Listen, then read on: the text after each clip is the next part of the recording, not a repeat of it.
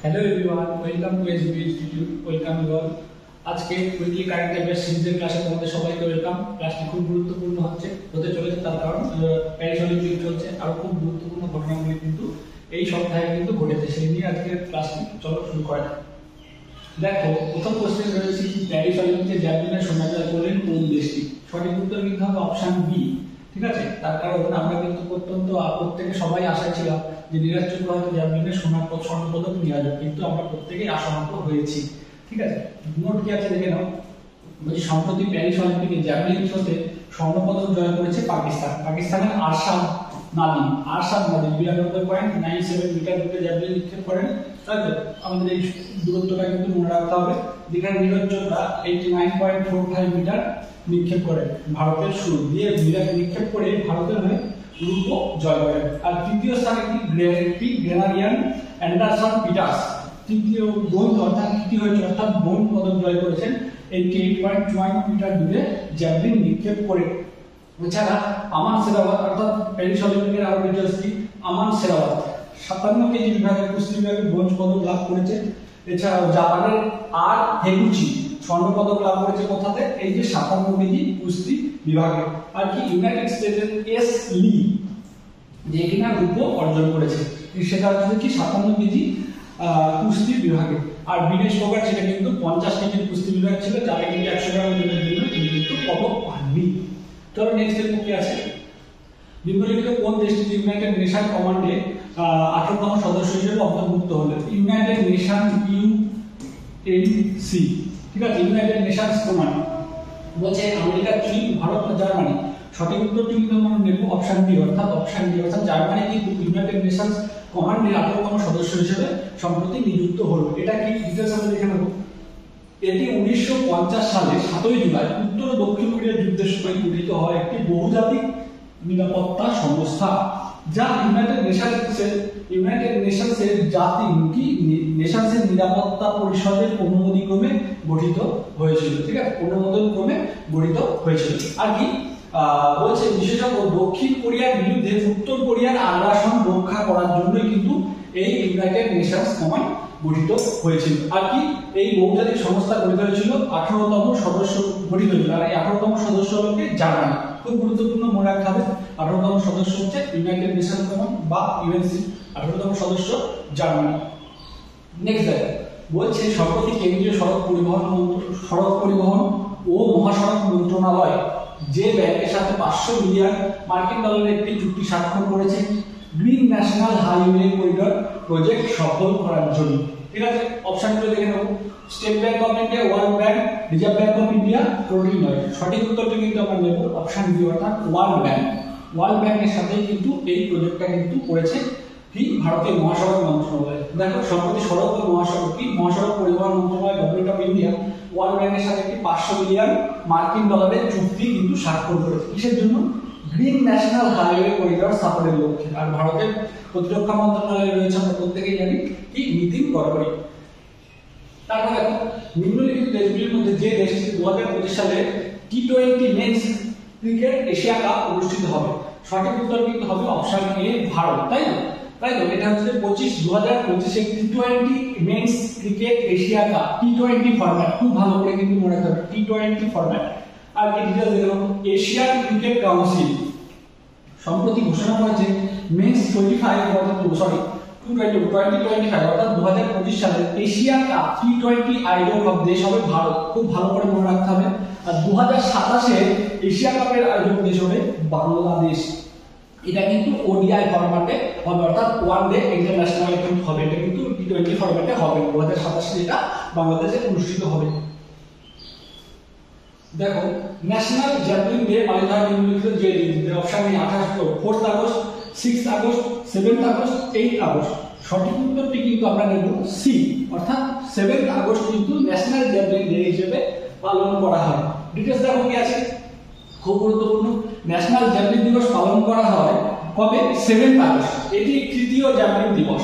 2020 সালে টোকিও অলিম্পিকে নীরজ চোপড়ার স্বর্ণপদক জয়ের বিষয়টি একটা স্মরণীয় করে রাখার জন্য কিন্তু কি athletic federation of India 7 August দিনটিকে ন্যাশনাল জ্যাভলিন দিবস হিসেবে ঘোষণা করার ঘোষণা করেছিল। 2022 সাল থেকে প্রথম ন্যাশনাল জ্যাভলিন ডে পালন করা হচ্ছে। পরিষ্কার? খুব গুরুত্বপূর্ণ, ন্যাশনাল জ্যাভলিন ডে পালন করা হয় কত তারিখে? 7 আগস্টে। ক্লিয়ার? সম্প্রতি আসাম রাইফেলের ডাইরেক্টর জেনারেল পদে বা ডিজি পদে নিযুক্ত হলেন কে? ডিজি পদে আসাম রাইফেলের ডিজি পদে নিযুক্ত হলেন কে? যে এটা হচ্ছে উপেন্দ্র দ্বিবেদী, মনোজ পান্ডে, বিকাশ লাখিড়া, দীনেশ কুমার ত্রিপাঠী। সঠিক উত্তরটি কিন্তু আমরা নেব বিকাশ লাখিড়া, তাই তো? বিকাশ লাখিড়া কিন্তু সঠিক উত্তর, অর্থাৎ আসাম রাইফেলের ডিজি পদে নিযুক্ত হলেন। আর উপেন্দ্র দ্বিবেদী হচ্ছে ওদের কি আর্মি চিফ, আর মনোজ পান্ডে হচ্ছে কি উপেন্দ্র দ্বিবেদীর প্রিভিয়াস আর্মি চিফ ছিল। তো উপেন্দ্র দ্বিবেদী আগে আর কি আর্মি চিফ ছিল। আর দীনেশ কুমার ত্রিপাঠী হচ্ছে যে ইন্ডিয়ান ন্যাশনাল মানে ইন্ডিয়ান নেভির আর কি চিফ। দেখো সম্প্রতি আসাম রাইফেল 22তম ডাইরেক্টর জেনারেল পদে নিযুক্ত হলেন বিকাশ লাখিড়া। তিনি প্রদীপ কুমার নায়ারের স্থলাভিষিক্ত হলেন। কার স্থলাভিষিক্ত হলেন? প্রদীপ কুমার নায়ার। তারপর দেখো আসাম রাইফেল হলো ভারতের প্রাচীনতম প্যারামিলিটারি ফোর্স, যেটা 1835 সালে ক্যাচার নেভি নামে প্রতিষ্ঠিত হয়েছিল ব্রিটিশ আমলে। তারপর অনেকবার নাম বদলের পর 1917 সালে আসাম রাইফেল নাম নিয়ে কিন্তু এখন পরিচিত। এই বাহিনী উত্তর পূর্বাঞ্চলীয় প্রহরী নামে নামেও কিন্তু পরিচিত। ভারত এবং মায়ানমার সীমান্তে পাহারা দেয় এই বাহিনী। তাহলে ভারত এবং মায়ানমার সীমান্তে পাহারা দিচ্ছে কোন বাহিনী? সেটা হচ্ছে আসাম রাইফেল। নেক্সট দেখো সম্প্রতি সীমান্ত রক্ষী বাহিনীর ডাইরেক্টর জেনারেল হিসেবে নিযুক্ত হলেন কে? ঠিক আছে, সীমান্ত রক্ষী বাহিনী বা বিএসএফ। ঠিক আছে, বিএসএফ এর বাংলা হচ্ছে সীমান্ত রক্ষী বাহিনী। কি মনোজ পান্ডে, আমরা একটু আগে দেখলাম মনোজ পান্ডে কি প্রিভিয়াস আর্মি চিফ ছিল।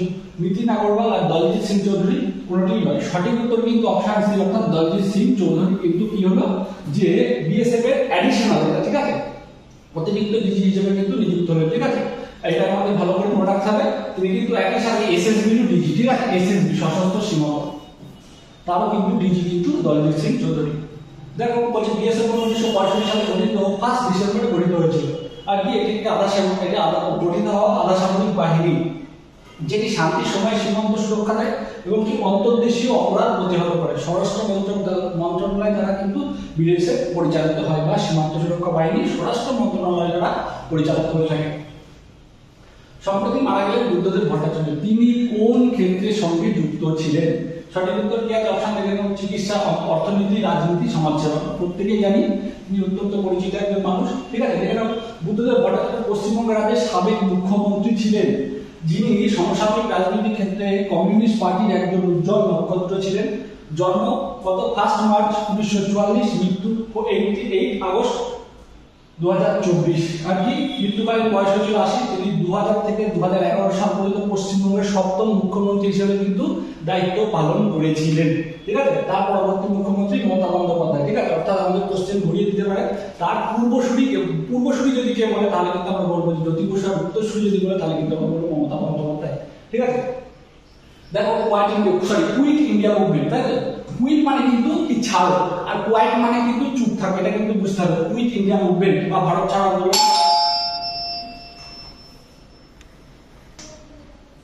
দেখো কুইট ইন্ডিয়া মুভমেন্ট, কুইট মানে কি? কুইট মানে কিন্তু ছাড়ো, আর QUIT কোয়াইট মানে কিন্তু চুপ থাকা, সেটাকে ভুল করলে হবে না। কুইট ইন্ডিয়া মুভমেন্ট বা ভারত ছাড়ো আন্দোলন, ঠিক আছে, ডে পালন করা হয় নিম্নলিখিত যে দিনটিতে। আমরা যদি জেনেটাকে সেই নির্দেশ মানে সেই আর কি আন্দোলনের দিনটি তাহলে কিন্তু আমরা প্রত্যেকেই করতে পারবো। অপশন কি আছে দেখবো?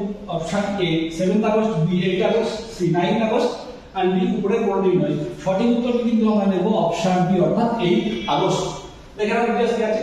8ই আগস্ট দিনটিকে কুইট ইন্ডিয়া মুভমেন্ট ডে হিসেবে পালন করা হয়, বা ভারত ছাড়ো আন্দোলন দিবস হিসেবে কিন্তু পালন করা হয়। কারণ এই দিনটিতে অর্থাৎ 8ই আগস্ট 1942 সালে গান্ধীজি কি করেছিলেন? যে ভারত ছাড়ো আন্দোলনে ডাক দিয়েছিলেন। আর এই ভারত ছাড়ো আন্দোলনকে কিন্তু কি আগস্ট ক্রান্তিও কিন্তু বলা হয়ে থাকে। ক্লিয়ার? নেক্সট দেখো সম্প্রতি কেন্দ্রীয় মন্ত্রী ভূপেন্দ্র যাদব কি কয়টি ময়ূর অভয়ারণ্যের নাম ঘোষণা করলেন? অপশন এ 2টি, 3টি, 4টি, 5টি। সঠিক উত্তর কিন্তু হবে অপশন এ 2টি। ডিটেইলস কি আছে বা নোট কি আছে আমরা দেখব। কেন্দ্রীয় পরিবেশ, বন এবং জলবায়ু পরিবর্তন মন্ত্রণালয়ের মন্ত্রী ভূপেন্দ্র যাদব 2টি ময়ূর স্যাংচুয়ারির কথা বা অভয়ারণ্যের কথা ঘোষণা করলেন। একটি কোথায়? কেরালার কি চোলাপুরে আর একটা কর্ণাটকের আদিচুঞ্চানাগিরিতে, ঠিক আছে? দুটো কিন্তু মনে রাখতে হবে আপনার, কেরালাতে আর একটা কর্ণাটকে, ঠিক আছে? নেক্সট দেখো, বাংলাদেশের অন্তর্বর্তীকালীন সরকারের প্রধান হিসেবে নিযুক্ত হলেন যিনি। অন্তর্বর্তীকালীন সরকার কখন হয়? যখন আর কি যে বিনা নির্বাচনেই রাষ্ট্রের প্রধান আর কি নির্বাচিত হন, সেটা হচ্ছে অন্তর্বর্তীকালীন সরকার। বলছে option A Mohammad Yunus, option B Sheikh Hasina, option C হচ্ছে শাহাবুদ্দিন মোহাম্মদ শাহাবুদ্দিন, ডি ওয়াকার উজ্জামান। সঠিক উত্তরটি কি নেব আমরা? Option A. শেখ হাসিনা তো আর কি পদত্যাগ পত্র জমা দিলেন আর কি, মোহাম্মদ শাহাবুদ্দিন হচ্ছে কি প্রেসিডেন্ট অফ বাংলাদেশ, আর ওয়াকার উজ্জামান হচ্ছে বাংলাদেশ আর্মির চিফ। প্রত্যেকটা জিনিস কিন্তু মনে রাখতে হবে। কি আছে? সম্প্রতি বাংলাদেশের অন্তর্বর্তী সরকারের প্রধান হলেন মোহাম্মদ ইউনূস, যিনি একজন নোবেল শান্তি পুরস্কার পাওয়া অর্থনীতিবিদ, ঠিক আছে? এটা কিন্তু মনে রাখতে হবে, আমাদের প্রত্যেকটা জিনিসই গুরুত্বপূর্ণ, ঠিক আছে? দেখো নেক্সট কি আছে? বিশ্বজুড়ে হিরোশিমা দিবস পালন করা হয় কোন দিনটিতে? অপশনগুলো দেখো 9 আগস্ট, 10 আগস্ট, 6 আগস্ট বা 6 আগস্ট এবং 5 আগস্ট। সঠিক উত্তরটি কিন্তু হিরোশিমা, আমাদের কিন্তু বলছি হিরোশিমা দিবস, তাহলে আমরা বলবো এই 6 আগস্ট, ঠিক আছে? আর 9 আগস্ট হচ্ছে নাগাসাকি ডে। দেখো বিশ্বের ইতিহাসে একটি কলাকার, এটি একটি মর্মান্তিক ঘটনা। 1945 সালে দ্বিতীয় বিশ্বযুদ্ধের সময় আমেরিকা যুক্তরাষ্ট্র জাপানের দুটি শহর, কোন দুটি শহর? হিরোশিমা এবং নাগাসাকিতে কিন্তু দুটি পারমাণবিক বোমা নিক্ষেপ করেছিল। একটা হচ্ছে লিটল বয় আর একটা ফ্যাটম্যান। তাহলে হিরোশিমাতে ফেলেছিল লিটল বয় আর ফ্যাটম্যান ফেলেছিল নাগাসাকিতে। আর কি বলছে? পারমাণবিক বোমার তেজস্ক্রিয়তা এতই ছিল যে বহু বছর যাবত এখানে মানুষ বিকলাঙ্গ জন্মায়, ঠিক আছে? এটা কিন্তু মনে রাখতে হবে। আর ইতিহাসের এই কলঙ্কিত দিনটিকে, ঠিক আছে, এই কলঙ্কিত দিনটিকে দিনটিকে মনে করার জন্য এবং বিশ্বজুড়ে পারমাণবিক বোমা মুক্ত পরিবেশ গঠনের জন্য এই দিনটি প্রতি বছর পালন করা হয়। 6 আগস্ট হিরোশিমা আর হিরোশিমা দিবস এবং 9 আগস্ট নাগাসাকি ডে হিসেবে কিন্তু পালন করা হয়, ঠিক আছে? প্রত্যেকটা জিনিস কিন্তু মনে রাখতে হবে। নেক্সট দেখো আমাদের ক্লাসে এটাই কিন্তু ছিল আজকের ক্লাসের আমাদের শেষ স্লাইড। তোমরা যারা আমাদের মানে ক্লাসটি দেখছো, যদি আমাদের ক্লাস ভালো লেগে থাকে অবশ্যই লাইক, কমেন্ট এবং শেয়ার করো, এবং যারা নতুন আছো তারা অবশ্যই চ্যানেলটিকে সাবস্ক্রাইব করো। Thank you.